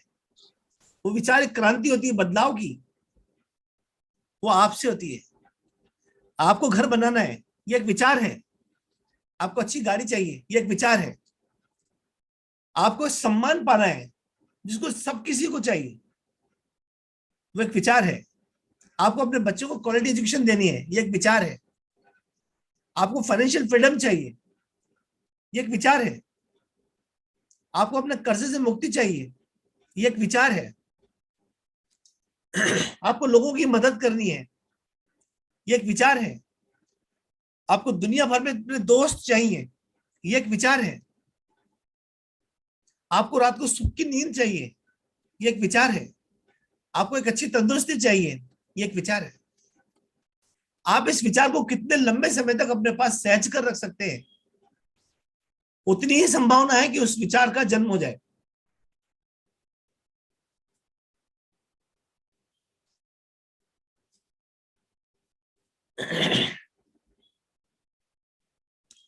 बुद्धिमत्ता से सफलता मिलती है, जो कि जैसे साकेत भाई उनके पास विजडम है, जैसे विवेक भाई उनके पास एक विजडम है। लेकिन ये विजडम है ना, कहते हैं wisdom is blessed by God. लेकिन मैं आपको, हमने सीखा है यहाँ पर सुमित बहादुर सरी के लोगों से कि विजडम को पाने के लिए भी कुछ आप काम कर सकते हो। लाइक आपके पास एक ड्रीम होना चाहिए। अगर आपके पास एक ऐसी कुछ पाने की तमन्ना है, तो आप उसके लिए अनजान परिस्थितियों से जूझना सीखते हैं। और जब आप अनजान परिस्थितियों से लगातार जूझते हैं तो आपके अंदर विजडम आता है, तो सफलता तो आ ही जाएगी। तो जो पहली चीज है वो है आपकी आपकी सोच, आपका आपका ड्रीम, जिसके ऊपर यहाँ पर काम करना में सिखाया गया। उस सोच को लंबे समय तक अपने पास बनाए रखना, उस सोच को लंबे समय तक अपने पास सहज के रखना, उस सोच को संकल्प में बदलना, बस यही एक चीज है जो सफल लोग सीख लेते हैं। और उसको संकल्प, हम संकल्प बोलते हैं। और इंसान जब किसी चीज का संकल्प कर लेता है तो दुनिया की कोई चीज उसके लिए मुश्किल नहीं है। तो उसको अपनी भाषा में हम बोलते हैं लक्ष्य बनाना। लक्ष्य नहीं जिसका जीवन में ऐसे वो खो जाते हैं जैसे लाख हजारों पत्ते पानी में बह जाते हैं। और जब इंसान के पास लक्ष्य होता है तो दुनिया की कोई चीज उसके लिए मुश्किल नहीं होती। इंसान चमत्कार करता है, प्रकृति अचंभा करने लगती है, लोग दंग रह जाते हैं, साइंस आश्चर्यचकित हो जाती है कि कैसे हो गया। क्यों? क्योंकि किसी इंसान ने संकल्प कर लिया। और हमारी इज्जत कैसे बनती है? जब हम लक्ष्य बनाते हैं। आपके घर में दो बच्चे हैं। एक बच्चा है बहुत होशियार, विवेक भाई की तरह, जो बचपन से मतलब लगता है उसके पूत के पांव पालने में दिखते हैं। उसको लगता है कि ये तो बस जाएगा नहीं। या आपके घर में कोई बच्चा जो आईएएस की तैयारी कर रहा है, और दूसरा जो बच्चा है वो बड़ा खिलंदड़ है, कोई फिक्र नहीं है, मस्त मौला है, राम जी का टोला है। आपको घर में आपकी माँ को ना वो बाजार से सब्जी लानी है या दूध लाना है तो किसको बोलेंगी? राम जी के टोले को।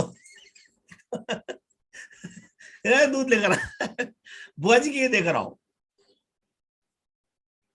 या प्रेस के कपड़े लेकर आ।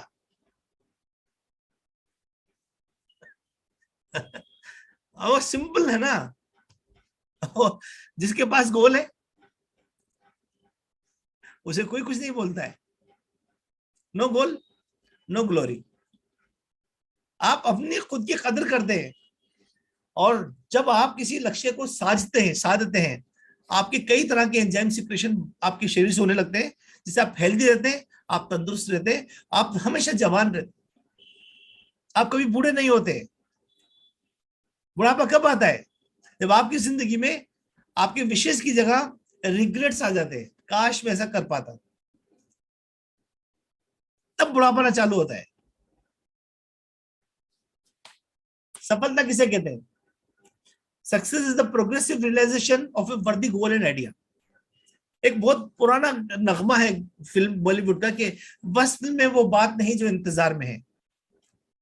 यानी प्रेयसी से मुलाकात का जो दिन होता है, वस्ल कहते हैं उसको, उसमें वो बात नहीं है जो प्रेयसी से मिलने का इंतजार है। आप जब किसी लक्ष्य को साधते हैं और जब आप उसको जीते हैं, जब उसका इंतजार करते हैं, तो उसके अंदर आपको जो आनंद होता है ना, उसको पालने में नहीं होता है। उस आनंद को कैसे खो सकते हैं हम? हमें लोग पूछते चुनौतियां। अभी जब एमरल्ड गए तो बहुत लोग कह कहानी सुनाओ, आपकी चुनौती सुनाओ। यकीन मानिए तो हमें पता चला, पीछे मुड़कर देखा, ओ माय गॉड, हमें डर लगने लगा। और यार हमने कितनी बड़ी बड़ी चुनौतियां, हमने कितने बड़े बड़े काम, बच्चों को से छोड़ छोड़ के चले जाते थे हम।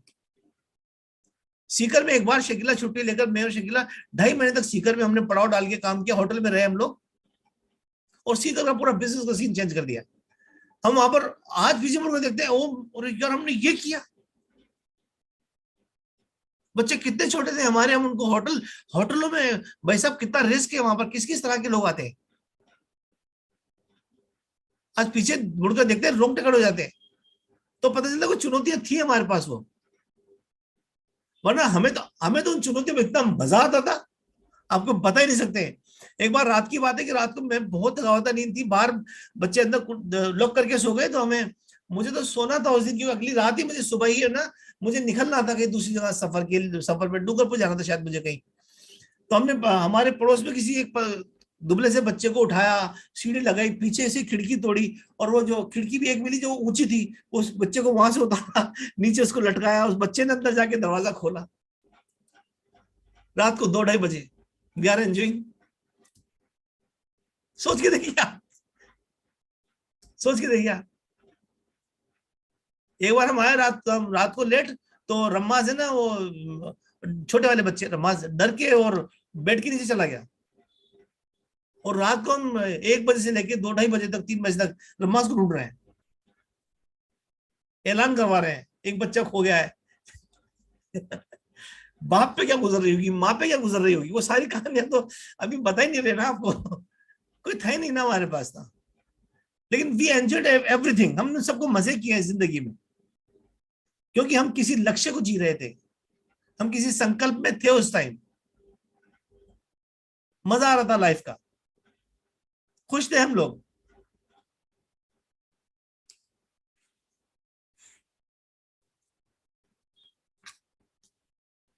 नीड।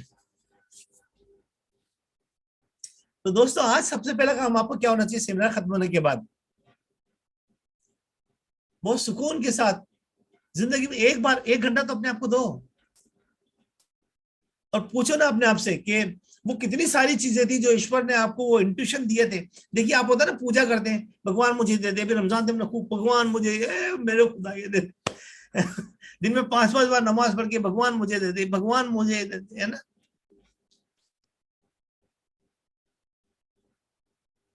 और भगवान भी आपसे बात करते हैं, मैंने यहां सीखा, और उसका नाम है इंट्यूशन। आत्मबोध दिन में 60,000 बार बात करते हैं, आपसे बोलते हैं कि अरे तुझे ऐसे ही पैदा नहीं किया मैंने, तुझे एक ही काम करता, तू डायमंड जा देख, तेरी वजह से कितने लोगों की जिंदगियां बदलेंगी। और बार बार आपको याद दिलाते। आप ईश्वर से मांगते हैं, ईश्वर आपको नहीं देता, तो कितना गुस्सा था अमिताभ बच्चन की तरह आपको।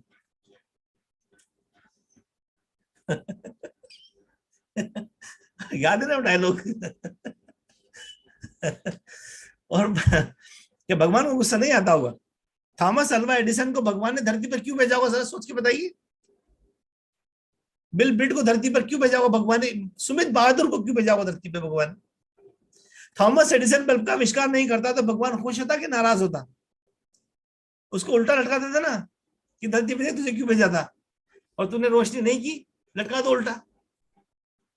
भगवान ने आप सबको धरती पर डायमंड बनने के लिए भेजा है, और डायमंड नहीं बने तो भगवान उल्टा लटका देगा, देख लेना। लटका दो उल्टा इसको। क्यों? क्योंकि तुम्हारे डायमंड जाने से बहुत सारे लोगों की जिंदगी बदलनी है। ऐसे नहीं डायमंड का मतलब होता है।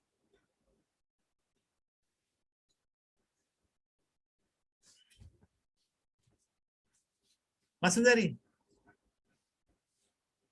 दूसरा है जो faith, faith, need into faith. कुछ भी नहीं हो सकता फेथ के बगैर, तो ना यकीन।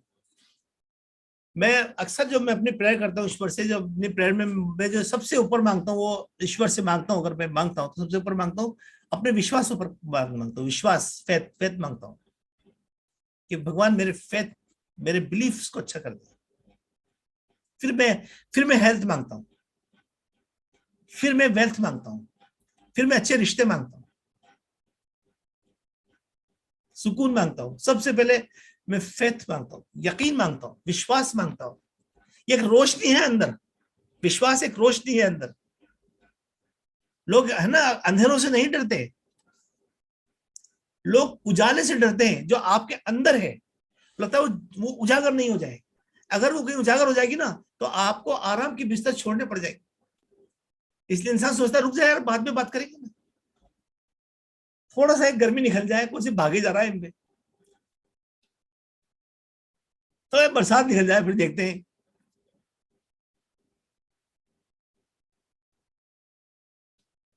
फिर दिवाली आती है तो दिवाली वाली निकल जाए फिर देखते हैं। अरे ढूंढना भाई, रोशनी को दबाते रहते हैं हम लोग कि वो उजागर नहीं जाए। लेकिन असली जन्म तो आपको उस उजागर होने के बाद ही होगा। महात्मा गांधी को जब साउथ अफ्रीका में उठा के ट्रेन से बाहर फेंका ना, उस दिन उनका जन्म हुआ था। अगर वो बैरिस्टर रहते, एक क्वालिटी ऑफ लाइफ जीकर मरते, हो मरते ना, कितने लोग उनको याद करते। मोहनदास पैदा होते, मोहनदास ही मर जाते। लेकिन जब अंदर से वो रोशनी जागी और उन्होंने जो वो बैरिस्ट्री का कोट उतारा और जब लंगोट बांधी और जब 2 साल देशाटन किया और जब धूल फाकी और आराम के बिस्तरों को छोड़ा, तब वो मोहनदास से महात्मा बने। फेथ बहुत बड़ी चीज है। एमए बिजनेस में, दुनिया की किसी भी चीज में सफल होने के लिए सबसे पहली जो चीज है वो है फेथ। तो यहां पर हमें समझाया गया फेथ, सबसे पहले कंपनी पर फेथ। आप किसके साथ काम कर रहे हैं? एमबे के साथ। मैं इसके बारे में सब्जेक्ट पे बात नहीं करूंगा। इस पे बात करने के लिए बहुत, विवेक भैया से बड़े कोई इंसान नहीं है। मतलब हम तो खुद इनकी कोई क्लिपिंग उठाते हैं, अपने लोगों को सुनाते रहते हैं। वो 1000% वाला मेरे पास भी आ गया था। पहले तो मैंने सुना, लोगों को सुनाया। सुनो, ध्यान से सुनो। फिर मैंने भी बोला 1000%। अरे भाई, बहुत बड़ा है एमबे, बहुत बड़ा है एमबे। जरा सोच के देखिए, 110 कंट्रीज में। I am a teacher. मेरी wife teacher, Gauri Shankar ji teacher है, मैडम भी टीचर है। दोनों को गारंटी दे रहा हूँ, साथ बैठ जाओ अभी, 110 मुल्कों के नाम लिख के बता दो लो। गारंटी दे रहा हूँ भाई साहब, 110 शहर नहीं, 110 कंट्री। और ऐसी ऐसी कंट्रियां भाई साहब, चाइना जैसी कंट्री, कैसे कानून होते वहां के, उन सबको जीकर आए ना ये। तो हिंदुस्तान तो ऐसा मुल्क है जहां पर इन्होंने यहाँ पर आकर इन्वेस्टमेंट किए। यहाँ पर दुनिया के 110 मुल्कों में तो फैक्ट्रियां नहीं है, हिंदुस्तान में तो फैक्ट्री है इसकी, यहाँ इन्वेस्टमेंट है इसके। यहाँ की तो सोच इनकी बहुत बड़ी। यहाँ तो $1 बिलियन, $2 बिलियन, यहाँ तो $10 बिलियन पे बिजनेस जाएगा एक दिन। पूरा जितना ग्लोबल बिजनेस है उतना बिजनेस तो इंडिया में होगा फ्यूचर के अंदर। 1000%।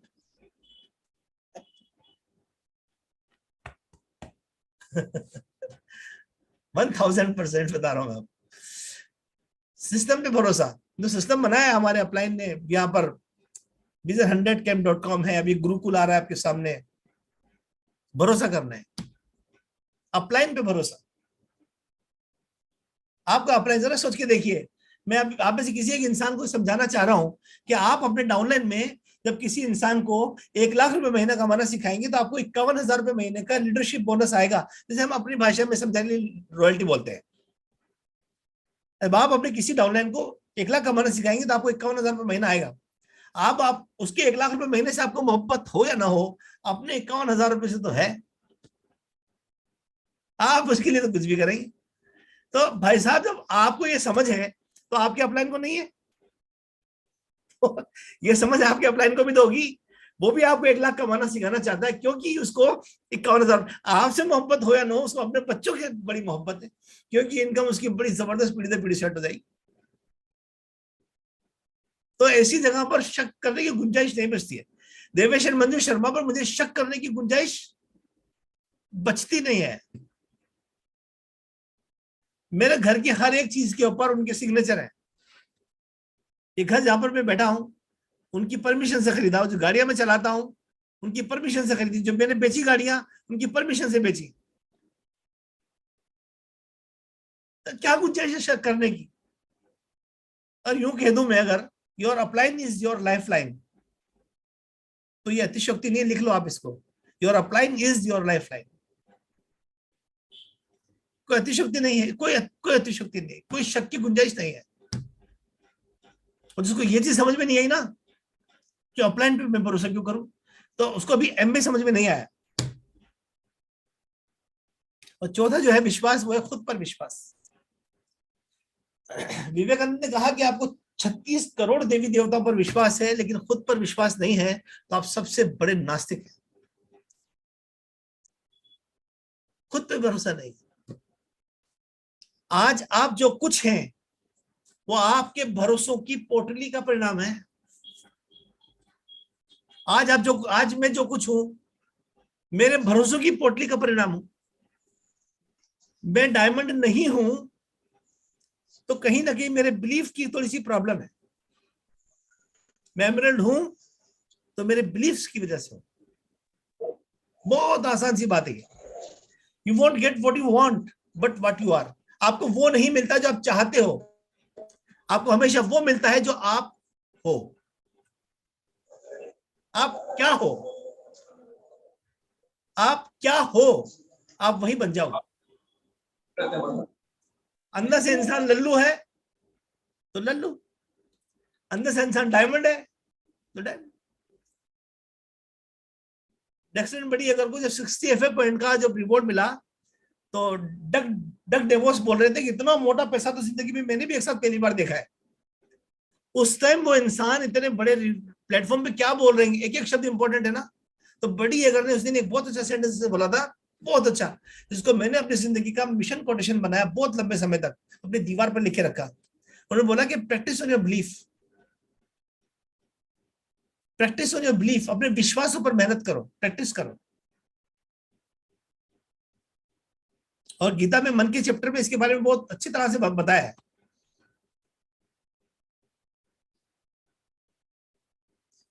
और जब जब जब लॉर्ड कृष्णा जब अर्जुन को समझा रहे थे मन के बारे में, उसकी पहले महानता समझा दी। फिर अर्जुन ने बोला कि मन इतना चंचल है तो आप कह रहे हो कि हमें इसे कंट्रोल करना चाहिए, तो ये तो हमारे बस की कहाँ है। तो लॉर्ड कृष्णा का जो रेस्पॉन्स था बहुत बहुत इंपॉर्टेंट, वो बोला it is a matter of practice, ये अभ्यास से होगा।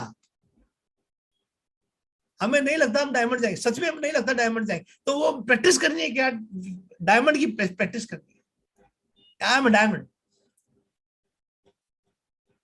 वो सब यहां पर सीखा कि वो प्रैक्टिस कैसे करनी है। आदमी के मन में एक दिन में 60,000 विचार आते हैं। कितनी बदकिस्मती, उसमें से ज्यादातर नकारात्मक आते हैं क्योंकि हम अंदर से नकारात्मक है ना। आज हमने सीखा कि यहां पर आप जो हैं वो अपने विश्वासों का परिणाम है।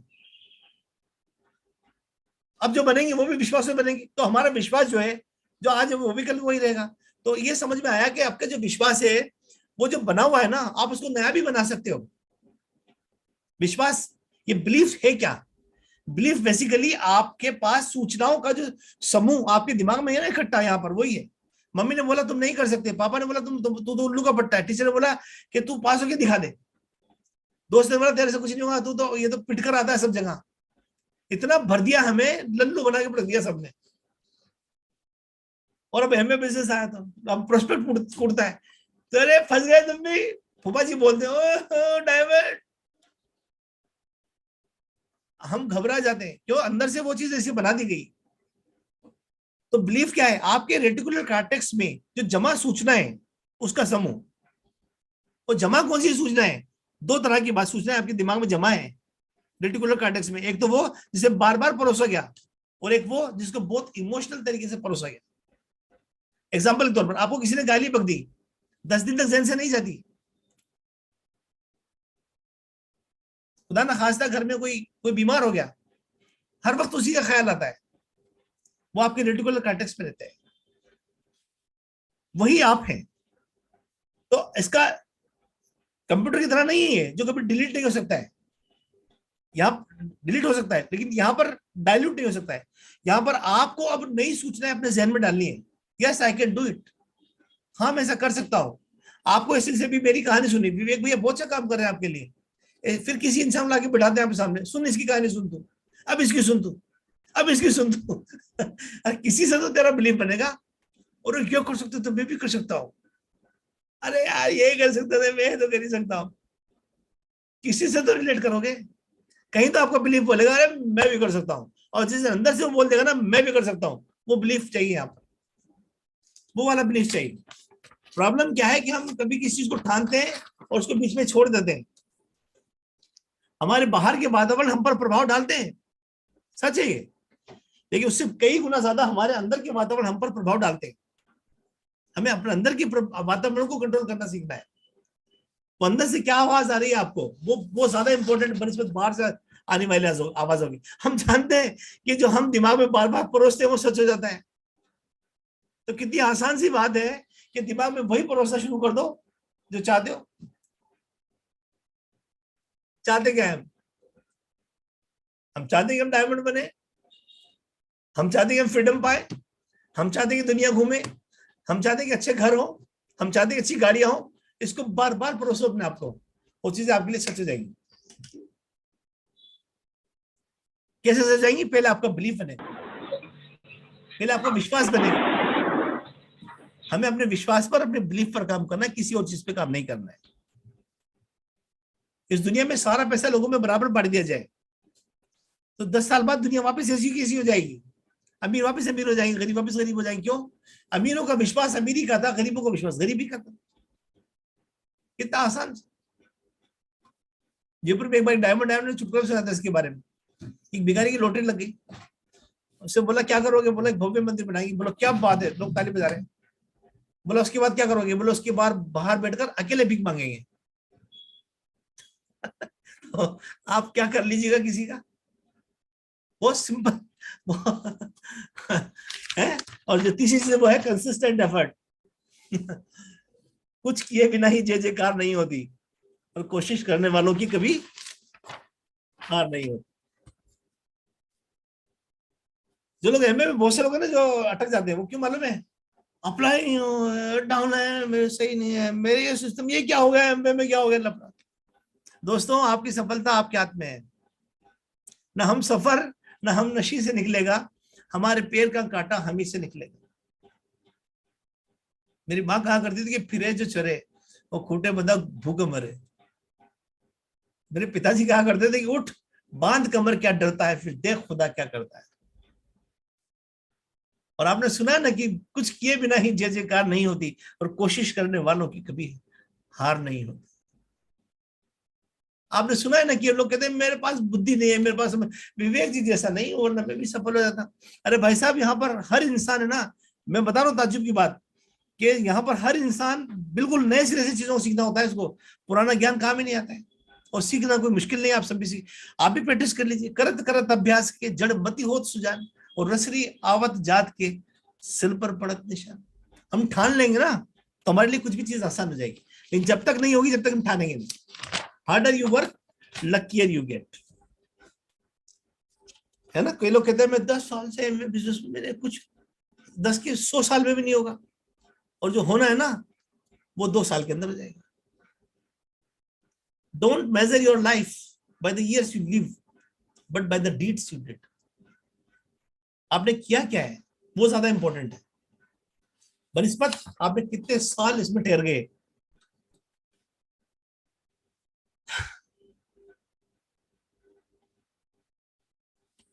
मेरे साथ एक सेंटेंस बोल सकते हैं आप सब लोग? Yes yes. बीती ताही बिसार दो, बीती ताही बिसार दो, आगे की सुध लो, आगे की सुध लो। जो अब तक नहीं, जो अब तक नहीं, सबसे सही, सबसे सही। चलो आओ, लो आओ, जिंदगी की जिंदगी एक ढंग से शुरुआत करते हैं। ढंग से शुरुआत करते हैं। Good luck, good diamond, thank you so much.